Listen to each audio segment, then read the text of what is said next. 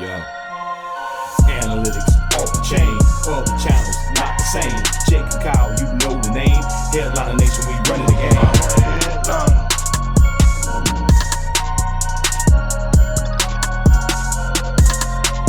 a headliner. What is going on, Headliner Nation? Jake, Fantasy Headliners. Hopefully everybody's doing well out there. Today we're talking about our top 20 quarterbacks and our top 40 running backs here for Week 11 fantasy football. But you know the drill by now. We've done it enough here all season long. We don't just dive right in because we have something to give away. So you notice if you watch all of our tailgate shows, we open up our weekly mystery boxes from Pristine Auction. And honestly, I got a pile of them over there. They sent me the rest of the boxes for the rest of the year. There's some big boxes, so you want to make sure you're checking out the weekly tailgate show. But then the following week, we always give away an item that we've received in a mystery box. So this week's item, I didn't want to give this away. Full disclosure, I wanted to keep this for myself, but there's been some demand for it. So we're going with the signed Jalen Waddle Miami Dolphins jersey right there. I mean, that's a sweet jersey. I wanted to keep it, if I'm being completely honest. But you know what? We're going to give it away. How do you enter to win that giveaway? It's super simple. Hit the like button right now. Leave a comment down below. Let me know if you're interested, and I'll pick a winner tomorrow during the tailgate episode. Looking forward to doing that. And then lastly, a reminder, it's almost Thanksgiving. If you're interested in $500 cash, we're giving that away also at the end of the month. All you have to do is sign up for PrizePicks, a new account. Either download the app, go to the website, prizepicks.com, create that new account, use the promo code Headliners, make that initial deposit of $20. We'll match your deposit all the way up to $100, and then you're entered into that giveaway as well. Giving away things all throughout the rest of the year. I mean, the holidays are here. It's time to be festive and just give things away. So that's what we're doing here over the next couple of weeks. Looking forward to that. But now is the time where we dive into Week 11 and look at our top 20 quarterbacks here. Starting off number 1, shouldn't be a huge surprise. It's Josh Allen of the Buffalo Bills. And the top spot's been tough this entire year, right? I mean, it seems like every single week is a new name. We don't have that solid, consistent weekly number 1 guy. So this week we're going Josh Allen. Great matchup going against the Colts to allow over 20 fantasy points per game to opposing quarterbacks. And out of all the studs, you look at Josh Allen, and for the most part, he's been the most consistent top performer, so that's why I got him sitting right here. Number 1. Number 2, Dak Prescott, Dallas Cowboys, in a matchup that could be a potential shootout against Patrick Mahomes and the Kansas City Chiefs. Got these guys back-to-back, 2 and 3. Really, I could see this game going back and forth, being extremely high-scoring. Both sides have big-time playmakers that can go out there and put up points in a hurry, like the potential here. So I got Dak at 2, Patty Mahomes at 3. Number 4, this is where I have Lamar Jackson, right? A little bit inconsistent as of late, but we noticed in the quarterback start sit video that he's really suffering from his receivers dropping passes. If they could limit those drops, Lamar Jackson's ceiling is going to remain high. We already know he's somebody you start every single week, but we saw last week, right? If he doesn't get that help from his receivers, he kind of struggles to get up there in the top spot. Got him sitting right here at number 4.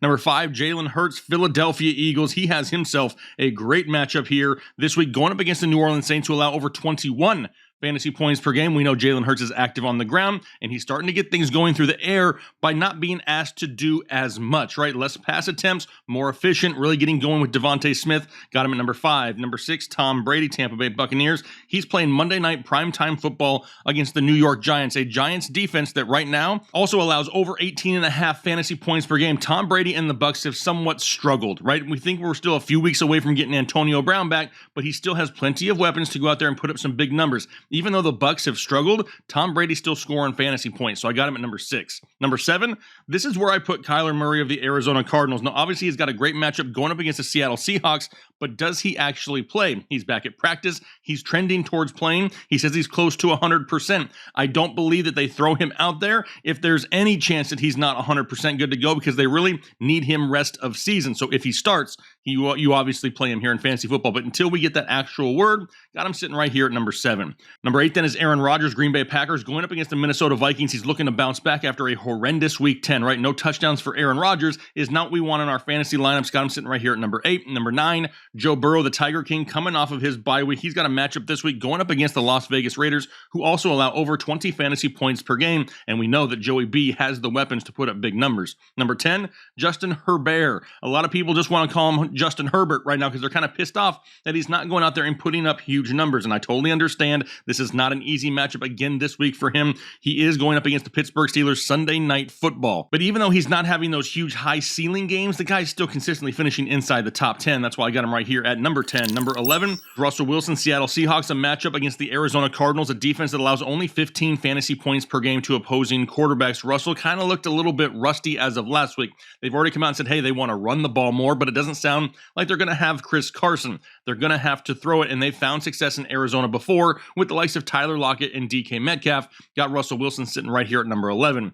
Number 12, Tua Tagovailoa, Miami Dolphins with a matchup going up against the New York Jets, a Jets defense that gives up points, right? That's kind of what the Jets do. They go out there and they allow you to score points. They give up almost 19 fantasy points per game to opposing quarterbacks. Tua looked good coming off the bench last week despite having that broken finger. Given the job back, has plenty of weapons at his disposal, and we've seen the higher ceiling before because he just finished as the quarterback 1 overall just a couple weeks ago. Got him sitting right here at number 12.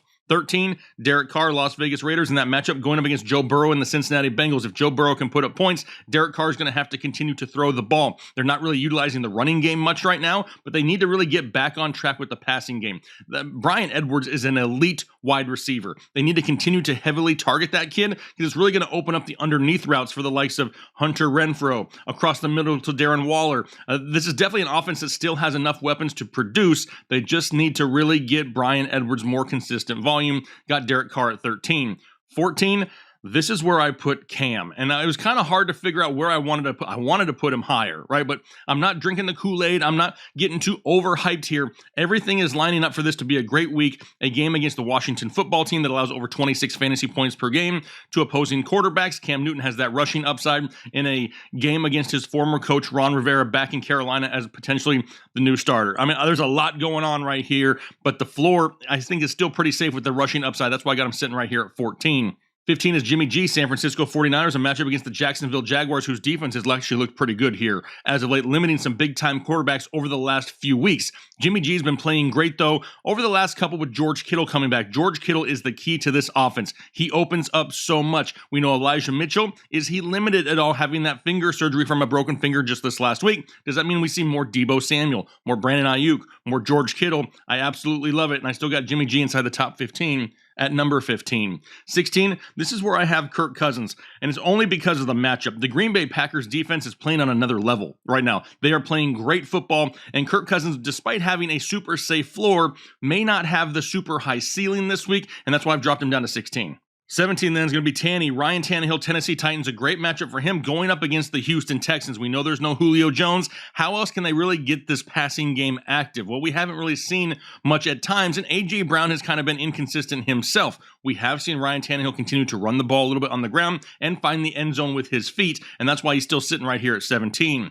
18 is Trevor Siemian, New Orleans Saints, seems to still be the guy in New Orleans, right? They're still going to use Taysom Hill at times. When it comes to passing volume, though, Trevor Siemian is going to be the option here, going up against the Philadelphia Eagles, a team that's allowing right around 18.5 fantasy points per game. Trevor Siemian sitting at 18. 19 then is Carson Wentz, Indianapolis Colts, played great football for the majority of the season, hasn't really had to rely on a huge passing game because Jonathan Taylor is a beast, but now they're getting the Buffalo Bills on the road in Buffalo. Not ideal for Carson Wentz here this week. That's why I got him dropped down to 19. And then 20, Big Mac Jones, New England Patriots, Thursday Night Football, getting a matchup against the Atlanta Falcons. Mac Jones is one of those guys that he's not going to go out there and throw probably for 50 times a game because they're so efficient on the ground. They got Damian Harris back in the backfield. We've seen Ramondre Stevenson find some success. They're going to continue to pound the ball. Defenses know that, and that's going to open up the short passing game. And if he can find the end zone a time or two, he's not a bad quarterback 2 option this week. Got him at number 20.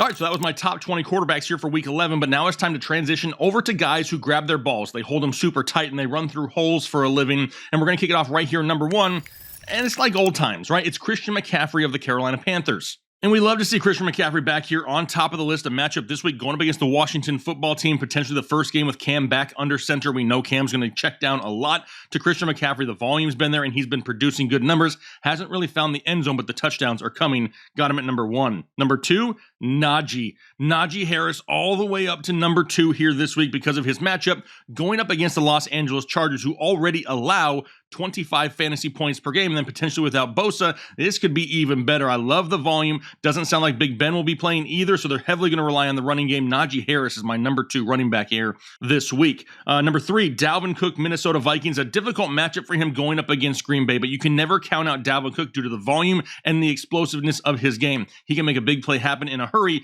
and doesn't need to go out there and average huge numbers because he can kind of make up for it in volume at times. So number 3 is going to be Dalvin Cook. Number 4, then Jonathan Taylor, Indianapolis Colts, and I would love to just perma-lock him at number 1. I love what we're seeing. He's the best running back in football right this second, but he has a difficult matchup on the road in Buffalo against the Bills, arguably one of the best run defenses in all the NFL, allowing only 13 fantasy points per game to opposing running backs. I'm just limiting expectations a little bit. Obviously, the guy's still a must start, but he's sitting right here at number 4. Number 5, this is where I have Nick Chubb. Now, he should be active and good to go. As of the time of this recording, it has not officially happened. However, Nick Chubb in a matchup against the Detroit Lions with no Kareem Hunt, yes, please sign me up for that. Number 6, Zeke Elliott, Dallas Cowboys. They're going up against the Kansas City Chiefs, which we've already talked about could be a huge shootout there in Kansas City. And Zeke Elliott, somebody who continually finding the end zone, which we love. The volume hasn't really been there, but they haven't been forced to overuse him, which is good because we don't want to keep this guy banged up all throughout the year. Zeke Elliott still sitting right here at number 6 and potentially what could be a back and forth scoring game. Number 7, this is Austin Eckler, Los Angeles Chargers. A difficult matchup for him going up against the Pittsburgh Steelers, but we just saw DeAndre Swift absolutely shred this defense in Pittsburgh. Can Austin Eckler do the same thing? Abso-freaking-lutely he can. He's active on the ground, he's active through the air, and he can find the end zone. Got him at number 7. Number 8, Joe Mixon, and he gets a Raiders defense that allows over 19 fantasy points per game. He's among league leaders in so many different categories. We covered them in the start sit video. If you did not check that out, make sure you do after this video. But Joe Mixon in a great matchup, and he's producing. We're utilizing him coming off the bye week. He should be fresh. Got him at number 8. Number 9, DeAndre Swift, Detroit Lions. Just mentioned him in his explosive Week 10 against the Pittsburgh Steelers, where he had like 36 touches. 36 touches for DeAndre Swift. Now he gets a matchup against the Cleveland Browns, which is not ideal, but they still allow right around 17.5 fantasy points per game, which is more than what the Steelers allow. So he's still in line for another big game. Got him at 9. Number 10, this is where we put A.J. Dillon, no Aaron Jones, and now he gets a matchup going up against the Minnesota Vikings, who allow right around 20 fantasy points per game. He's really the only guy in this backfield, and we've seen it year after year after year. Whoever the guy is in the backfield of Green Bay produces every single week. He's a 3-down back, and he's going to get some touches here this week. Got him at number 10.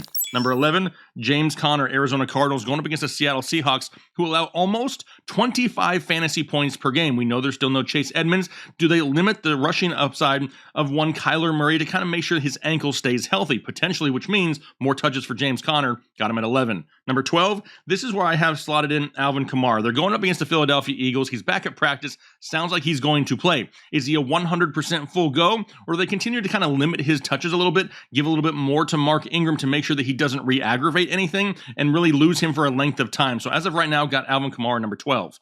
Takes us to 13, which is Leonard Fournette, Tampa Bay Buccaneers. They're playing Monday Night Football against the New York Football Giants, a Giants team that allows over 22 fantasy points per game, and they're really not utilizing anybody else in this backfield. It's all Leonard Fournette all the time. Got him number 13.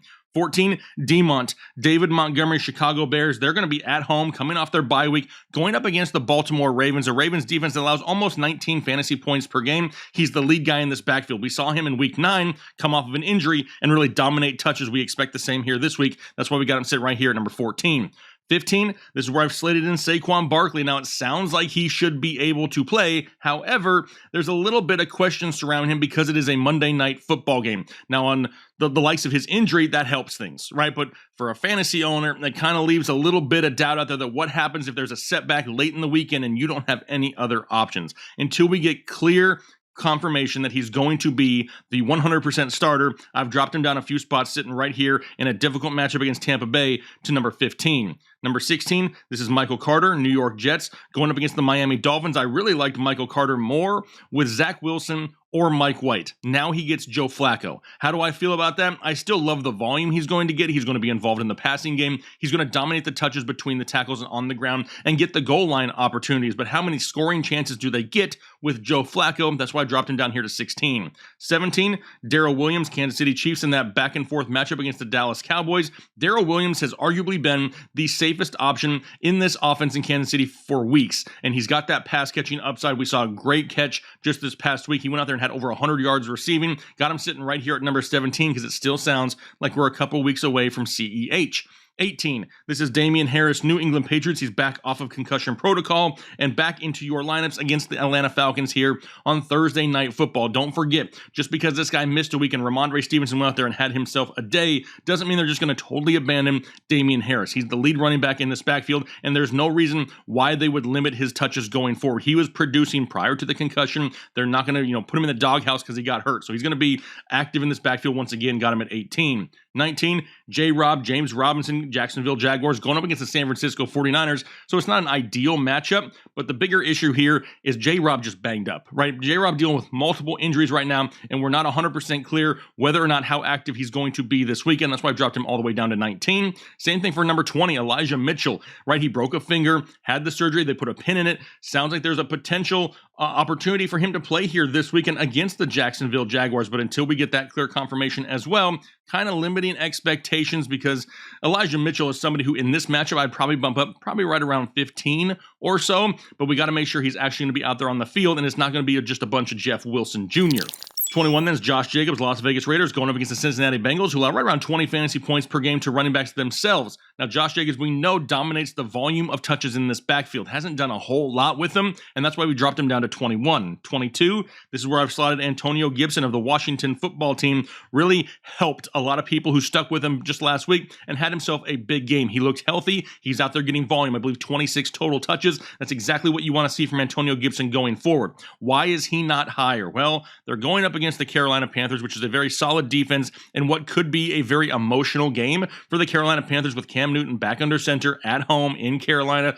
Just a lot of things that could go wrong in this game, and if Carolina goes out to a big lead, we may not see a whole lot of Antonio Gibson, so I'm a little bit worried. Keeping him as a running back too, though, he's still somebody that I would start this week. 23 then is going to be Cordero Patterson. This guy may be made of titanium or something. I don't know. I didn't even expect him to be available here this week, and now they're leaving the window open that he could play this Thursday night against the New England Patriots. A very difficult matchup, though, and I do think that even if he does play, he doesn't see the volume he's seen over the past few weeks. We see a little bit more Mike Davis, maybe a little bit more Wayne Gallman, and they limit the potential re-injury or aggravating it even worse, and that's why I got Cordero Patterson sitting at 23. 24, Mark Ingram, New Orleans Saints. Kind of similar situation here in New Orleans, right? I don't think they overwork Alvin Kamara if he plays. We see a little bit more Mark Ingram. He's seen right around 15 touches a week, which is still solid flex territory. Got him sitting right here as a low-end running back too at number 24.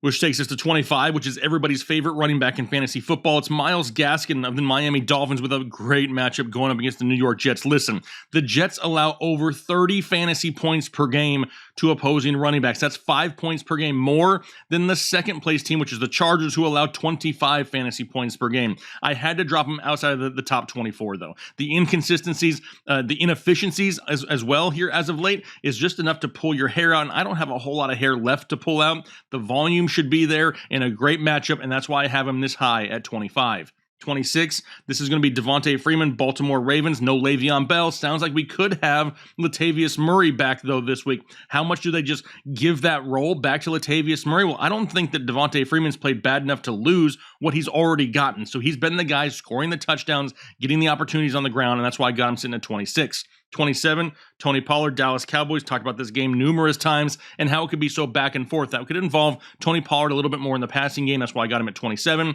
28 is D'Ernest Johnson. Put him here because officially Nick Chubb has not been activated. So I want to make sure people don't forget about D'Ernest Johnson. I've had a question earlier in the day saying, hey, if I have both of these guys and Chubb plays, can I play both of them? In my opinion, that really depends on what your other options are. We've seen in the past that when Nick Chubb is active, he will dominate the touches in this backfield, and D'Ernest Johnson really doesn't get a whole lot. So that really depends on the options you have on your bench. 29 is Ramondre Stevenson. I mentioned him when we talked about Damien Harris. Stevenson played great last week, but this is still the backfield of Damien Harris. Stevenson's going to play. He's going to get some opportunities. He'll get some goal line carries, and they're going to run a lot in New England, and that's why I still got him at 29. 30 is Zach Moss, Buffalo Bills, going up against the Indianapolis Colts. Difficult to run on Buffalo, but with the pass-catching upside of Zach Moss, he could be the most active back in this backfield this week. Got him at 30. 31 is J.D. McKissic of the Washington football team. I mentioned this earlier as well. If Carolina can get out to a lead, they may have to resort to the passing game a little bit more. J.D. McKissic's snaps have really dropped off over the past few weeks. That's why he's really plummeted down the rankings. Got him sitting at 31. 32 then is Kenyon Drake, Las Vegas Raiders. Still somebody who's involved a little bit on the ground, a little bit through the air, right? He's not getting massive volume either place. We need him to find the end zone for him to really be a great start every single week, and he's not getting the amount of scoring opportunities in this offense. Hunter Renfrow, dominating down there inside the red zone. So Kenyon Drake's at 32. 33, here's where I put Latavius Murray of the Baltimore Ravens, because I do think that if he returns, he does get some work. And in a high-volume running offense like we see in Baltimore, it's going to give him some scoring opportunities. That's why I kept him at 33. 34 is Mike Davis. Mike Davis will actually probably climb up the rankings a little bit here if we don't have Cordero Patterson. Now, Mike Davis has not been sexy since last year, at times when Christian McCaffrey was out in Carolina. Hasn't done a whole lot in Atlanta, but also word has come out that Wayne Gallman really got the touches he got last week because it was a blowout. So it sounds like Mike Davis going forward could be next man up if Cordero Patterson doesn't play. That's why I got him at 34. 35 is Nyheim Hines, Indianapolis Colts. Difficult matchup going up against Buffalo, but you never know when Nyheim Hines is going to pop off. I want to make sure I always utilize his name towards the bottom of my rankings here, because he's a guy that if you're scrambling for a flex play, if you're trying to chase points, if you're just looking for a guy that has that potential to go out there and score 20, it's Nyheim Hines. And he seems to do it at the most random of times. So Nyheim Hines, somebody who has that potential, got him at 35. 36 is Jeff Wilson Jr. He's somebody who will skyrocket up the rankings if Elijah Mitchell cannot play. How high will he go? Probably in the area of 15 to 18 or so, because he'll just see so many touches here this week if he's the only guy really active in that backfield. 37 then is Ty Johnson. New York Jets would love a lot more once again if it wasn't Joe Flacco, but he's been consistently getting targets out of the backfield, and the Jets are always losing. So you know that's going to stay the same. Got Ty Johnson at 37. 38 then is Jordan Howard. We still haven't gotten any official word on Miles Sanders. Now, they've said that if Miles Sanders is activated, he's the starter in this backfield. Well, he was the starter to start the season as well, and he really wasn't getting a whole lot of touches, and I don't trust Nick Sirianni. Got Jordan Howard right here at 38 because I still think he sees the goal line work. 39 then is going to be Alex Collins, Seattle Seahawks. Now that we know that we're probably not going to have Chris Carson once again, we're probably going to go with Alex Collins here, but I don't love it because he's still going to split touches in the backfield with Travis Homer in a difficult matchup going up against the Arizona Cardinals. Got him at 39. And then lastly, 40, this is where I put Miles Sanders just so we don't forget about it, right? I just mentioned this with Jordan Howard. If Miles Sanders is activated, they say he's going to start. That doesn't make me all hot and bothered on the inside, though. Miles Sanders still somebody I believe that's going to have to be worked back in slowly increase his workload. The problem is we saw him getting like single-digit carries before he was hurt, so that's why I got him so low here. I just don't want you to forget about him. Got him number 40. All right, so there you have it, my top 20 quarterbacks and my top 40 running backs here for Week 11 fantasy football. Like I said, though, we say this with rankings all the time. A lot of people find disagreements in rankings, and that is okay. We're not all supposed to agree on rankings. If we all agreed on rankings, what would be the purpose in watching any rankings? It's all to get a different perspective, a different outlook on players. If you're looking for more deep diving information, that's all over on the Start Sit videos. That's not really what this episode is meant to be. Just a quick rundown here today, but looking forward to giving this away. Like I said, I didn't want to. I wanted to be selfish, but I'm trying not to be selfish here around the holiday season. So we're going to go ahead and give away that Jalen Waddle signed jersey. Leave that comment down below, hit that like button, and let me know if you're interested in that jersey. Looking forward to sending that to somebody here. We'll announce the winner on tomorrow's tailgate episode. So hopefully you guys are having a great day today. Hopefully you had a great week. Hopefully you're looking forward to a great weekend. Thanksgiving is right around the corner. And do I look like I enjoy Thanksgiving food? You better believe I enjoy some Thanksgiving food. Looking forward to that. But hopefully you guys have a great rest of your day, a great week, and we'll talk to you later.